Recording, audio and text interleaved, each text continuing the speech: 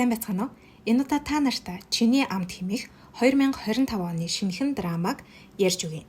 Лайк, subscribe дарж эрсцээ бүртгүүлээд киногоо үзээрэй. За ингээд кинонд орцгоё. Хам Бямуу бол Солонгосын томоохон топ хүнсний компани захирлын 2 дахь хүү. Түүний ээж нь хоолны салбарт том албан тушаал хашдаг ба тэдний гэр бүлийн ресторан хизээч 3 од авч байгаагүй. Ээж нь 2 хүүдээ хандан хэн төрүүлж ресторанда 3 одтой болж чадна тэр хүн компани өв залгамжлагч болно гэж хэлв. Үүнийг сонссон Бямуу яаравчлан хөдлөж нэгэн рестораны гадаа очин эзнийг нь жороо өгөөд хаалгаа барь үгүй бол мөрөөдтэй тоглоомчин гэдгийг чинь илчлэн гэж сүрдүүлв. Хам Бямуу ресторануудын сайн жорыг хулгайлж өөрийн ресторанда ашигладаг тактик ашигладаг. Тэр ахлах тоогоочтой хандан би өмнөд Солонгосын хамгийн сайн жорыг олж ирдэг. Та зүгээр л дагаад хийхэд болно гэв. Ахлах тоогооч нь шинэхэн гэрэлдэж шарсан нэмгэн махныхаа жорыг танилцуулахад амсаж үзээд илүү сайн судалгаа хэрэгтэй байна гэлээ. Яг тэр үед нь туслах нь өөр ресторан яг ийм хоолоор үйлчилж байна гэлээ. Хам Бямуу өөрийн биеэр тэнд очиж хоолыг нь амсаж жорыг нь хулгайлахаар болно. Бямуу хол хосгонд очиод утаснасаа газрын зураг хараад Жонжэ гэсэн нэртэй газар олж очино. Зөв газраа олсон юм шиг байна гэд ортол хоосон байх ба арын цэцэрлэгт нь нэг хүн завгүй байхыг харна. Очоод эзэн нь хаана байна гэж асуухдаа байцаан дээр нь гიშгэхэд нөгөө хүн холт гэж хэлнэ. Бямуу ухарч байгаад унах шахтал эмэгтэй барьж авснаа нөгөө тишээ түлхчихнэ. Эмэгтэй байцаагаа хамгаалахын тулд түүнийг зүгээр л түлхчихсэн байдаг. Эмэгтэй юу ч дуурахгүй галтгоо руугаа ороход Бямуу түүнийг эзэн нь байсныг ойлгодог. Эзэн малгайгаа талтал хөөхөн залуухан охин байх ба Бямуу хараад балмагтана. Бямуу түүнд нөгөө гэрэлцсэн махны зургаа харуулж яг одоо хийгээд өг гэлээ. Эзэн охиныг муу Ёнжу гих ба наад хоолыг чинь тийм амархан хийдэг зүйл биш гэж хэллээ. Бямуу түүнд юу хэрэгтэй юм яг одоо аваад ирэй гэхэд Маваны үхрийн мах л хэрэгтэй гэв. Бямуу зах дээр очиод мөнгөөр зодох шахам бүх үхрийн махаа өгөөдөх гин. Энэ хооронд Ёнжу дахианы фермээр очиод өндөг авах гэтэл фермийн ах эхнэр нь өвдсөн болохоор өндгөө авч чадаагүй. Дахианууд нь ааштай болохоор өөр хүн авч чаддаггүй гэлээ. Ёнжу зориглон ороод өндөгнүүдийг цуглуулад ресторан руугаа буцна. Үүдээр нь дүүрэн байх төлбөрийн нэхэмжлэлийг хараад базаж уурна.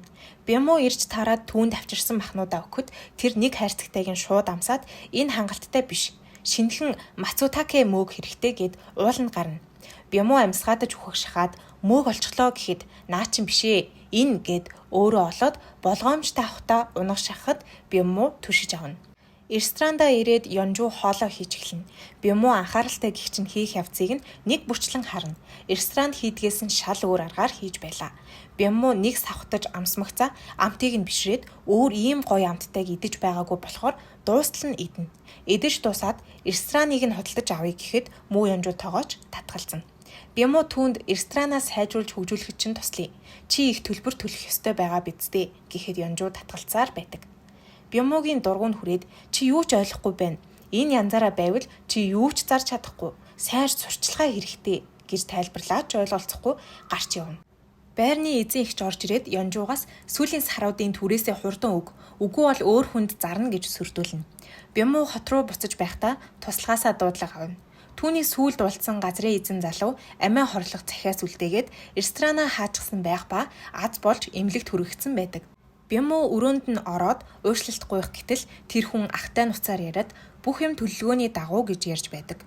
Энэ бүхний ард ах нь байгааг Бямуу ойлгоод ээж рүүгээ залгаад учраа хэлтэл ээж нь надад үйл явц чухал бишээ, үр дүн нь чухал гэв. Түүний үүсгэсэн энэ асуудлаас болж компани хувьцаа унаж, хувьцаа эзэмшигчид санал хурааж Бямууг судлаас нь огцруулдаг. Ээж нь түүнд юу хийж чадхаа сайн бод гэж хэлнэ. Бямуу Жонжэ ресторанд иргэн очиж кул царайлах гэд тамхи асаасан чинь Ёнжу тамхиг нь хугалж дэвсээд үүдэнд нь татхыг хориглоно. Бямуу түүнд хамтарч ажиллах гэрээ танилцуултал Ёнжу ураад хайчихна. Тэгтэл Бямуу өөр зөндөө гэрээ авч ирсэн байдаг. Ёнжу түүнд чи хэрвээ энд ажиллах юм бол бодолцож үзье гэсэн болцол тавина. Бямуу нэх их бодохгүйгээр зөвшөөрөөд Ёнжу хоолыг хариуцаж Бямуу реклам дах ажлыг хариуцгаар тохиролцсон.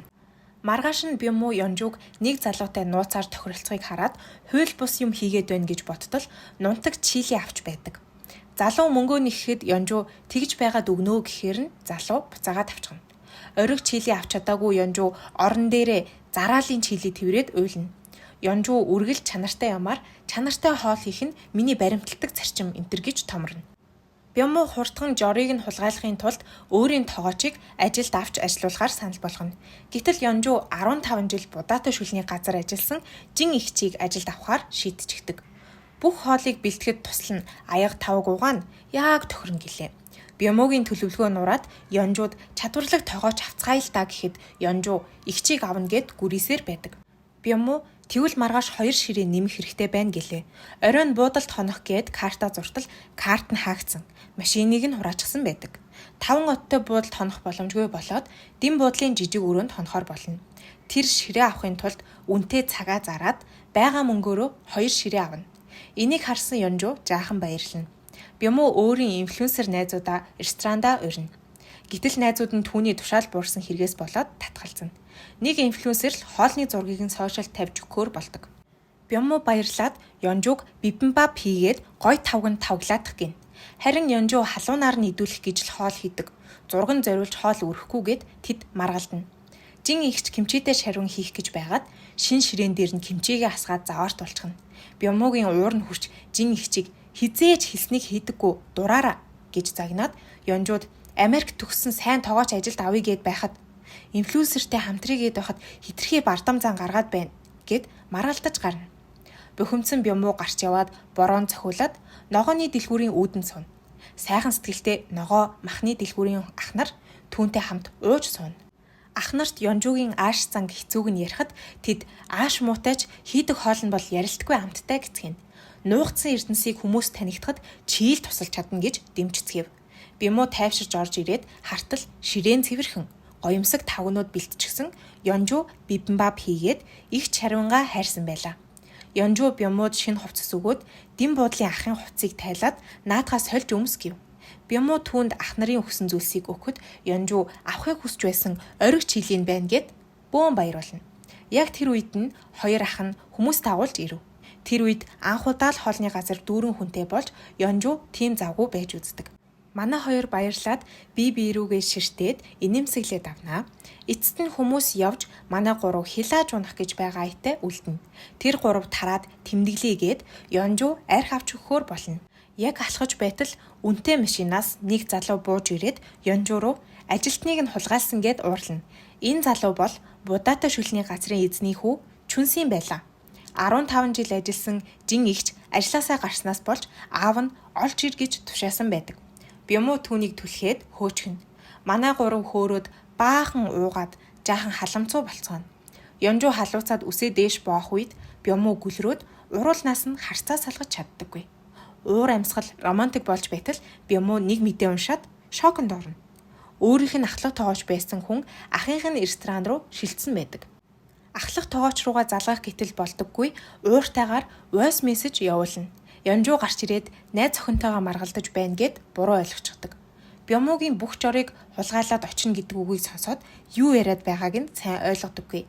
Яг энэ үед согтуу Чүнсийн ирээд Янжууд жин ихчийг буцааж өг гэд үглэж гарна. Бямуу ирээд нөгөөхтэй чинь барилцаж аваад сургуулийн хөгүүчийг ноцолдно. Янжуу очоод Чүнсинийг дэгээдээд шидчихнэ. Энийг харсан Бямуу зочролд ороход Янжуу чухал царайлаад саяхан ярьснаа тайлбарлах гэлээ. Бямуу баригдчихлаа гэж бодтол Янжуу ах чинь найз охиныг чинь хулгайлчихсан юм уу гэв. Бямуу сая л амьсгал авч тийм ээ чи зөв ойлгосон байна гэд худлаа ярьчихна. Маргааш нь манай гурав ажиллаа хийж байтал байрны эзэн ихч шин түрээслэгчдэд байраа үзүүлж байх ба манай хоёр гайхаад юу болоод байгааг асууна. Байрны эзэн тосгоноор дүүрэн танахыг хаалгаа барих гэж байгаа гэж цуурч байна гэв. Манай хоёр шууд л Чүнсиний хийсэн хэрэг гэж хардав. Гараад явж байтал жин ихч залгаад дуудана. Буцаад очсон чинь хяналт шалгалт ирчихсэн эрүүл мэндийн шаардлага хангаагүй гэж байдаг. Янжуу сертификатаа үзүүлтэл Миач хилийг нь олоод Солонгос улсын эрүүл мэндэд занал хийлж байна гэдэг. Тэд бүгд наадхыг чинь хэрэглээгүй амсаж үтсэн хоолнд хийдэггүй гэж үннээ хэлсэн ч Янжууг торгуул төлөх гэдэг. Дургуун хөрсөн Бямуу Чүнсиний гараашийг хуйл бус гэд мэдүүлчихдэг. Чүнсийн зөрүүлээд рестораных нь үүдийг таглаад машина тавиад зүгтэнэ. Бямуу зөрүүлээд Будаатай шүлний газрын үүдэнд ногооны ахын машиныг таглаад хүмүүсийг оруулдаггүй. Бямууг ресторандаа очиход Янжуу түүнийг хүүхэд шиг зангарахаа боль өчнөө хүнс авчгаад байхад хэцүү байдалд орчоод байж тээ гэж загнана. Бямуу яахаа мэдгүй орлууга унаад өгнө. Жин ихч залгаад маргааш шар буурцгны жан хэрэгтэй байна. Ирсэнгүү гэхээр нь ахиад л Чүнсинийг гэж хардна. Маргааш өглөө нь Бямуу Ёнжуг автобусны буудал дээр хүлээнэ. Манай хоёр хамт буурцгны жан хийдэг ах дээр очино. Очиход Чүнсин байхгүй ах бэртчихсэн болохоор л өгч явуулж чадаагүй байдаг. Манай хоёр өөрсдөө өдөржин ажиллаж буурцгны жан гаргаж авна. Харих замд гинэт бороо ороод утасны бүхээгт хорогдож зогсох ба Бямуугийн дээрээс ус гойжоод байхаар нь Ёнжуг өөр лүгээ татна. Бямуугийн зүрх хүчтэй цохилж байтал утас нь дуурна. Ресторанд нь гал гарсан байх ба жин ихчийг эрэхт нь бөөн дэлбэрэлт болчихсон байсан гэж тайлбарлав. Нэг ч зүйл нь цэвэрхэн үлдээгүй байлаа. Жин ихч өчигдөр шөнө Чүнсинийг согтуу рестораны гадаа харсан гэв. Ёнжуг очиод түүн рүү уурлахад Чүнсин үгүй гэж байснаа. Цонхыг нь хагалж ороод гал хасааж байсан дүр зургаа санана. Тэр сүгдэж уушлалт гуйгаад цагдаад бити мэдэгдээч гэж гуйна. Ёнжуг түнд засах хугацаа өгнө. Чүнсин яг үнэндээ юу ч чаддаггүй. Жин ихч ирээд чи бол зүгээр л хүмүүсийг дээрлэхдэг танхаа амтан. Аав чинь чамд бизнесээ өвлүүлээгүүд гайх юм алга гэхин тэр. Чүнсин уйлаад миний бүх мөрөөдлийг аав дарамталж өгөө хийсэн. Хизээч аавдаа хүлийн зөвшөөрөгддөггүй гэхийг нь сонсоод Бямууд өөртөө адилхан санагдана. Бямуу түүнд яаж замаасаг татах аргыг зааж өгнө. Ногооны ах ирээд 2 өдрийн хоолны машин ажилуулад ялагч болвол 5 сая вонтой болно гэж хэлнэ. Бүртгэл 6 цагаас хаах ба 15 минут л үлдсэн байдаг. Чүнсийн туслыгээд Бямууг сундлаад дахиж өгнө. Бүртгэлийн газар 6-таа уралдаад хааж байхаар нь манай хоёр ажилтныг нь сатааруулж байгаад гялс хэмжээд анкета өгчдөг. Ажил амжуулсандаа Чүнсийн баярлаад тамхилах гэж байгаад Жожголко хараад тэднийд гал тавиагүй буцаж гарснаа гинэт санана. Бямуу ресторан руугаа буцаж байтал ахлах тогооч нь ирээд ажлаа мартаа юу? Яагаад ингэж удаад байгаа? Гэхэд Ёнжуг ирж таарад бантсандаа миний экс найз охин гэд хэлчихнэ. Ахлах тогооч нь яагаад байгааг нь анзаараад Ёнжууд Бямуугийн жинхэнэ төрхийг мэдвэл гайхандаа гэхэд Ёнжуг би өөрөө тэр занган зохицуулчихна. Экс нь санаа зовох шаардлагагүй гэж хэлдэг. Энэ үгнээс болоод Бямуу хоёулахнаа байсан мөчүүдээ бодоод зүрх нь хүчтэй цохлоод галзуурх шахаж түүнд дурлаж байлаа. Ёнжуг хоолны фестивалда анхаарал хандуулж байлаа. Фестивал болох газар Бямуу очоод компанийнхаа нэр спонсор дунд байхыг хараад хариуцсан хүнээс нь асуухад ах нь ирээд чадвал ялагчийн шагналыг авал та гэж даапайлна. Шагналын санг өсгөөд 10 сая вон болгочихно. Ахлах тогооч нь бүрэн бэлтгэгдсэн багаараа машиндаа бэлдэж байх ба туслах нь хүртэл байхыг хараад Бямуу яагаад гэж асуухад тогооч би чадвараараа тэр хүүхнийг чинь ялж үзүүлнэ гэлээ. Ингээд фестивал эхэлж манай хэд хөнгүү байхад нөгөө талд хүн тасрахгүй бужигнана. Бямуу инфлюенсерүүдийг урьж тэдэнд өөрсдийн кимбаба идүүлж рекламдуулна.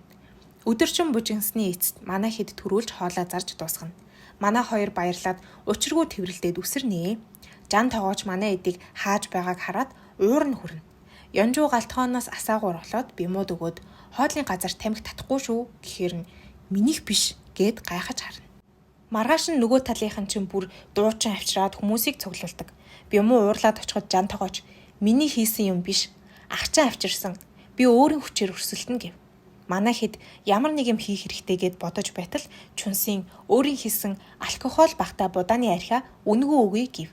Тэд амсаж үзээд кимбабтай нь яг тохирохоор юм байна гэж байтал нэг инфлюенсер ирээд кимбаб идмээр байна гэдэг. Гинэт хүмүүс их цуглаад Бямуугаас танаа ихнэр чинь жирэмсэн хүүхдийг чинь кимбаб гэдэг нэртэй олсон мөнгөөрөө хүүхдтэй сүү аавна гэж сонслоо. Гэхэд Бямуу шууд л үнэн бид хоёр аав ээж болно гэчихв. Ёнжуг шоконд орсон ч хоолоо хийсээр байлаа. Оройн шалгаруултын дүн гарч ахынхын тал ялна. Чүнсиний уур нь хурч хүлээн зөвшөөрөхгүй байхад Ёнжуг 50 байдаг. Бямуу ах дээрээ очиод хор ашигласан уу? Бас энэ асаагуур тантай холбоотой юу? Гэхэд ах нь цонхоо хаагаад явна. Харин Ёнжуг хүүхдүүдтэй тоглоод Бямууг хүлээж байлаа. Бямуу яагаад намайг хүлээсэн гэхэд хамт явмаар байсан гэлээ. Хүүхдүүд ахиж гүйж ирээд тоглох гэтэл Ёнжуг Бямуугийн бугуунаас бариад зүгтв. Хоол гүйж очиход Ёнжуг хүүхдүүдийг хожоод ийм их хоцсон гэд баярлахад тэр царайг нь хараад Бямуу тисэлгүй би хүнд сайн болцоход байна гэж хэлээд үнсчихнэ. Романтик уур амьсгал Чүнсин игч хоёрыг ирмэгц арилж Ёнжуг сандраад Бямууг цөм мөрөгчгөн. Жин игч Чүнсин хоёр тэдний харилцааг хурцгах гээд дэмжихэд Бямуу баярлаад Ёнжуг руу харахад Ёнжуг тэднийг тоглоом хийхээ бол тэр үнсэлт чинь алдаа байсан гэв. Бямуу сэтгэлээр унана. Яг энэ үед гаднаас 2 хос орж ирэв. Эмэгтэй нь Франц иргэн байх ба Бямуу түүнтэй францаар чөлөөтэй ярьдаг. Жин игч Чүнсийн хоёр харж бишрэн. Зочид явсны дараа Бямуу тэр 2 хос нөгөөдөр гэр бүлийн уулзалтаа энд хийх хүсэлтэй байгаа гэд ярьж дуусаагүй байтал Ёнжу тэр хоёр гэрлэх гээгүй. Эмэгтэйгийнх нь эцэг их Францаас нисж ирнэ. Ээж нь Солонгос хоол идэж чаддаггүй. Хоёр талын гэрийнх нь өөр улсын гэрлэлтийг дэмждэггүй гэв. Манай гурав Ёнжугийн Францаар ярьж чаддгийг мэдэж авна. Ёнжу тэдэнд манайх гадаад хүмүүст үйлчлэхэд бэлэн биш. Бэлдээгүй гэхээр нь Бямуу энэ ганцхан тэдний гэрлэлтэд туслах биш. Манай рестораны өсөлтөд сайнаар нөлөөлнө гэхэд Чүнсийн игч хоёрч дэмжиж Ёнжу зөвшөөрөхөөс өөр аргагүй байдалд орно. Оройн Ёнжу илүү цагаар ажиллаж Франц хоолны судалгаа хийж байгаад агаар амьсгалаар гарахад Бямуу согтуу сууж байдаг. Бямуу түүнийг хараад босч ирээд яагаад бидний үнсэлтийг алдаа гэсэн гэд сайн гэдгээ хэлж сэтгэлээ илчлэнэ. Тэр Франц хүмүүсийг ирсний дараа болцоогоо залруулна гэв. Маргааш нь Бямуу чочтыг ухтахад бэлдээд Жонжэ гэсэн логотой шинэ ажлын хувцас бэлдсэн байх ба манай дөрөв өмснө. Рестораныхаа үүдэнд Ёнжу гадаа X найз залуутайгаа таарч дурсамжууд хөвөрнө. Жилийн өмнө тэд хамтдаа жаргалтайгаар Японы 3 хоттой Франц ресторанд ажиллаж байв. Ахлах тогооч нь ирээд X найз залуугийнх нь гаргасан алдааг хэн хийсэн гэхэд Ёнжу би хийсэн гэж хэлээд хөөгцөн байдаг. Энэ бүхнийг дурсаад ганцаараа уйлж тайвшраад X-тэйгээ ярилцахыг зөвшөөрнө. Атаархсан Бямуу яриаг нь сонсох гэж үүдэнд нь суухад Жин игч тэдний зургийг олсноо үзүүлв. Энэ үед Бямуу Ёнжуг Америкийн топ тогоочийн сургуульд сурч төгссөнийг олж мэддэг. X нь ирж уулзснаас болж хуучин мэдрэмж нь сэтэрхвэдэ гэж Бямуу санаа зовно. Маргааш нь зочид ирж Ёнжу игч хоёр хоолоо бэлтэж Бямуу Чүнсийн хоёр үйлчлэнэ.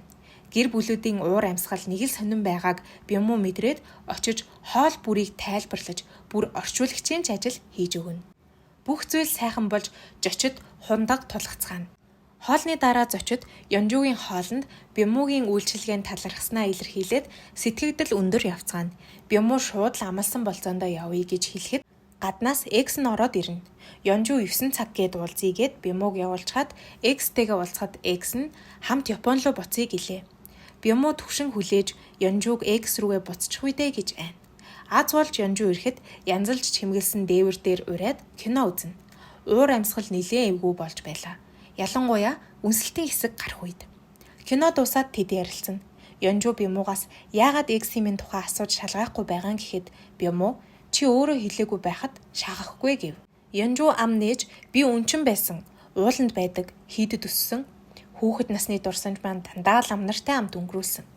Хоол хийх дуртайгаа мэдээд Америкт тогоочор сурч төгсөөд Японд байдаг Франц ресторанд ажиллаж өөрийг нь халамжилдаг X-тэйгээ учирснаа хэлнэ. Бямуу сандарч Япон руу буцах уу гэхэд Ёнжу инээгээд энд байгаа амьдралаа орхиод юу гэж явах вэ гэхэд Бямуу саяныг тайвширлаа. Маргааш нь Чүнсийн Ёнжуг захиа үлдээгээд Япон явсныг нь хэлнэ. Захианд Жин игчийг хоолоо хариуц, Бямууг залгахыг нь хүлээгээрэй гэд төгсгөлд нь ваар зурсан байлаа. Тэд хайсаар ваарнаас Жонжогийн хоолны жор болон мөрдөх дүрмийг олно. Ёнжу онгоцонд тэдэнд санаа зовж байлаа. Урьд шөнө X-с нь дуудлага ирээд хүндэлдэг тогооч нь хүнд өвдсөн Японд очиж уулз гэсэн байлаа. Манай гурав үлдээд байдаг чадлаараа ажиллаж Жин игч манраад жорын дагуу хийсэн ч хүмүүс хоолоо дуусгалгүй гарсаар байлаа. Бямуугийн туслах ирээд Жин игчэд өөрийгөө хамаатны ах нь гэж танилцуулна. Туслах нь Жан тогоочийг ах чинь халаад буцаад манад ирчихсэн гэдгийг нь хэлээд төлөвснөөрөө жорын дэвтрийг нь хулгайлаа л да. 3 оттой болъё. Энэ л чиний энд ирсэн гол зорилго чинь бидтэй гэв. Гэтэл Бямуу Ёнжутай хамт цагийг өнгөрөөж болон өөрчлөгдсөн ба Жонжэ рестораныг энэ гуравтай хамт жинхнээсээ ажиллуулах хүсэлтэй болсон байдаг. Бямуу туслагаасаа жорын номыг нуухын тулд гялс далд хийчихнэ. Бямуу Чүнсийнхтэй уулзаад туслахаа согтоох хэрэгтэй байгаагаа хэлээд мань гурав уухаар болно. Чүнсүний өөрөө дарсан архинуудыг гараашнд нь очиж уулгаад 3 өдөр туслахаа гаргахгүй төвчгөр болдог. Энэ үед нь Ёнжу аюулгүй очсноо хэлнэ. Бямуу дуусахгүй олон асуулт асууж байгаад X-ийн хоолойг сонсогдмогц Ёнжу уцаа таслана. Бямуу гацалтанд ороод шуудхан Япон руу нисэх хэрэгтэй юм байна гэж бодоод туслахаа цойжлоод Чүнсийн даатгаад дараагийн нислэгээр нисгээр болно. Үзэгдэл солигдож Ёнжу эмнэлэгт ахлах тогоочтойгоо уулзахад хэнийг ч танихгүй өвчтөн болсон байлаа. Ёнжуу тэсэлгүй өрөөг орхиход X нь нэг ч хоол идэхгүй байгаа. Бүх хоолыг биш байна гэд санаанд нь нийцэхгүй байгаа гэлээ. Ажиллаж байсан Франц ресторанда очиход дурсамж нь сэргэнэ. Мишелийн 3 одыг шалгах зочид ирж тэд хоолоо хичээж бэлтгэхэд шүүгч эхний хазалтаараа л нулимна. Энэ бүтлгүйтэл нь ахлагын уурыг хүргэж хин захсыг бэлдсэн. Хин хариуцлагыг хүлээх юм гэхэд Ёнжуу бүх бурууг хүлээж ажилласаа гарч X-ээсээ салсан байдаг. X нь түүнд одоо би ахлах тоогооч болсон гэхэд Ёнжуу түүнийг битгий хит их шунаарай гэхэд Ёнжууг буцаад ирээчтэй гэж хэлнэ. Ёнжуу хариулж амжаагүй байхад Бёмму ирээд "Манай Жонжээ 1000 дахин илүү юм байна" гэд Ёнжууг санаад хүрээд ирлээ гэж хэлв. Ахлах тоогоочтой идүүлэх хоол хайхаар явахт нь Бёмму бас дагаад суучгана. Нөгөө хоёр ч хуучнаа дурсаад л наалтахаар нь Бёмму дундуур нь орж салгасаар байдаг. Ингээд гуруулаа ууж суухаар болж Ёнжууг угаалгын өрөө орохоор нь X нь 3 жил үерхснийг хэлнэ. Бёмму өөдөөс нь хэр урт байх хамаагүй одоо дурсамж болж үлдсэн гэлээ. X нь Жонжээ гэдэг нэрийг бид хоёр ресторан нээхээрээ өгнө гэж ярьдаг байсан гэхэд Бёммуд дуудлага ирээд мессежээр шалгатал X-ийн зурагтай файл ирнэ. Жан тоогооч материал хайж байгаад ах нь энэ X-тэй хамтарч ажиллах гэж байгааг олж мэддэг. Ёнжуу юу ч мэдэхгүй X-тэйгээ нээлтхийг хараад Бёммугийн санаа зовно. Ёнжуу Бёммугийн талаарх үннийг мэдэхгүй ч түүний гих сэтгэл нь улам л их болж байлаа. Манай хоёр хоол идэхээр нэг гоймонгийн газар очино. Ёнжуу эзэн ахыг гоймондоо далайн зараа ашиглаж өвөрмөц хамт оруулсныг нь анзаараад хэдэн асуулт асуухад эзэн ах тоогооч найзаасаа энэ жорыг авснаа хэлнэ. Тоогооч найз нь ирж идэх бүртээ тэр хүүхдийн хийдэг амт биш байна гэж хэлдэг байсныг хэлэх үед Ёнжуу ахлах тоогооч нь байсныг ойлгоно. Ахлах тоогоочийн толгойд бодогдох хүүхэд нь Ёнжуу болж таарна. Ёнжуу ажилчдын хоолыг хийхдээ үлдэгдэл далайн зарааг гоймондоо нэмдэг байснаа хэлнэ. Ахлах тоогооч нь тухайн үед түүнийг магтаагүй ч явсныхан дараа тэр амтыг хайсаар байсан байв. Бёмму түүнийг өөрийн гараараа далайн зараатай гоймонг ахлах тоогоочтой хийж өгөөч удаан амтлахыг хүссэн амтаа амтлаад сэрэгтэн тусалж магадгүй штэ гэв. Гинэтхэн Ёнжуу Бёммуг үнсээд "Баярлалаа. Намайг дэмжиж миний талд байгаад чинь баярлалаа" гэв. Бёмму үнсэлсэндээ баярлаад баахан инээгээд хизээж Ёнжууг өвтгөх зүйл хийж жорыг нь хулгайлахгүй гэж шийднэ. Бёмму X-тэй нүгэр тулж уулзаад ресторана манай компанид зарах гэж байгааг чинь мэдсэн. Тэгээд Ёнжууг өөртөө авахыг хүсэе юу гэв. X нь Бёммуг том группийн 2 дахь хүү гэдгийг мэдээд ийм том хүн яагаад Ёнжуугийн дэргэд наалдаад юу олж авах гээд оролдоод байгаа юм гэж хардна. Ёнжуу өглөө эрт захаас шинэхэн далайн зараа авна. Уг нь Бёммутай явах ёстой байсан ч Бёмму утсаа авахгүй холбогдож чаддаггүй. Ёнжуу ресторанд очиод бэлтгэлээ эхэлнэ. Бёмму яаран орж ирж байгаад хогийн сав санаандгүй өшгөлчихнө. Хогноос нэлээд олон им Ёнжуу олтол X нь ирээд шүүрч аваад "Минийх байгаамаа, тоох хэрэггүй" гэдэг. Ёнжуу хичээнгүйлэн бэлдсэн гоймонгоо ахлах тоогоочтой өгнө. Ахлах нь хоолыг амсмагцаа Ёнжуугийн нэрийг дуудан таниад гараас нь хатгаад уучлалт гуйна. Хоолны алдаанаас болж хөөсөн ч чиний буруу биш байсныг мэдсэн. Уучлаарай гэхэд Ёнжуу бүх зүйл ард хоцорсон зүгээр дээ гэж тайвшруулна.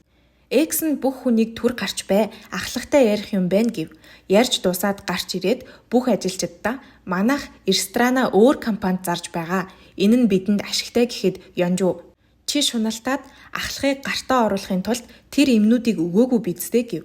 X нь эсэргүүцэж ахлах өөрөө амтлах чадвараа алдахгүй тулд им уудаггүй байсан. "Би ажилчдаа цалинтай нүлдээхийн тулд л өөр компани зарж байгаа.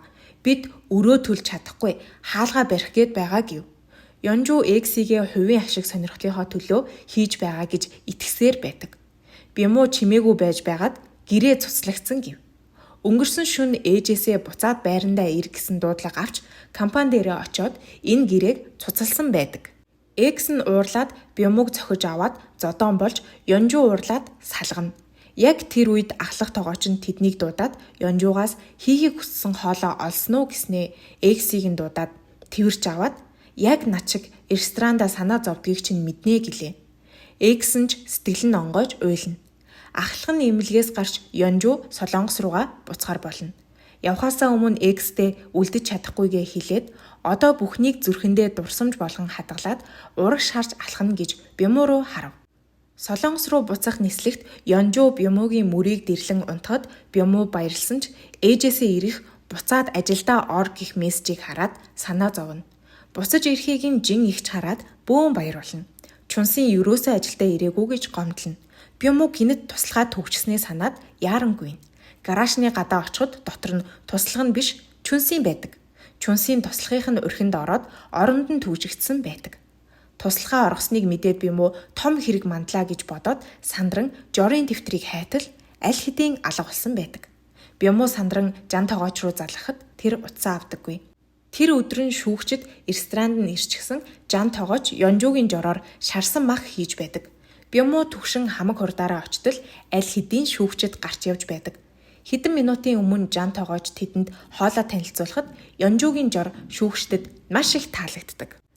Бямуу жан тогоочод бусдын ажлыг хулгайлах чинь буруу гэж уурлахад жан тогооч энэ арга барилыг чамаас сурсан. Чиний аргаар л хийсэн төдий штэ гэж хэлв. Бямуу чимээгүй Жонжэд очоод жорын дэвтрийг буцааж тавьтал Ёнжуу орж ирээд сандрагсан ч юу хийснийг нь анзаардаггүй. Маргааш нь Бямуу хөргөгчн дээр бие нөвцөн болохоор хагас өдрийн чөлөө авъя гэсэн захиа үлдээсэн байлаа.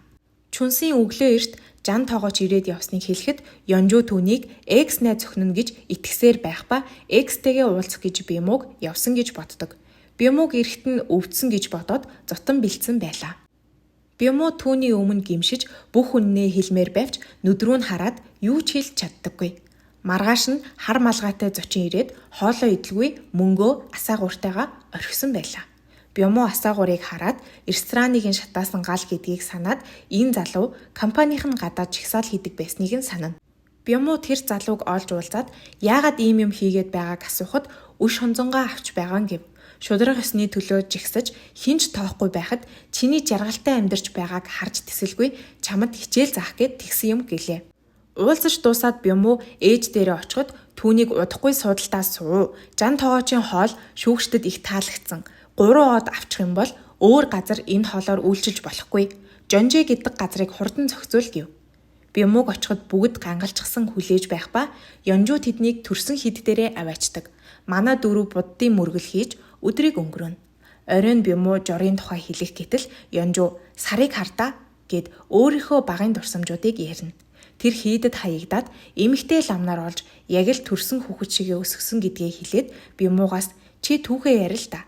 Анх эрэхтэй миний кимчиг амтлаад яагаад тэгж гайхсан гэхэд тэр яг эмээгийн хийдэг кимчитэй адилхан байсан гэд өөр зүйл ярихаас зайлс хийдэг. Тэд хийдийг орхихоос өмнө лам тэдэнд хүн бүр алдаа хийдэг. Үнэнд цохор хүмүүс л харанхуйд үлддэг. Та бүхэн өөрийн үннийг олно гэж найдаа гэж хэлв. Энэ үгийг сонсоод Бямуу ресторанд очоод Ёнжууд хандан би энд шалтгаантай ирсэн. Гэхдээ мөнгнөөс илүү чухал зүйл байдгийг ойлгосон гэхэд Ёнжуу түүнийг үнсэв. Бямуу үннээ хэлж амжаагүй байтал ах нь хурч ирнэ. Хэсэг хугацааны өмнө ах нь Бямуугийн тухай сонсоод суудлаа булгаалахгүй гэж шийдсэн байдаг. Ах нь тэдэнд Бямуугийн хулгайлсан жороор хийсэн хоол 3 од авах гэж байгаа гэж сонслоо гэд Ёнжуугийн өмнө наачин энд жорыг чинь хулгайлах гэж ирсэн шин. Хүсэл нь биелээд чиний хоолоор 3 од авах гэж байгаа гэж хэлв.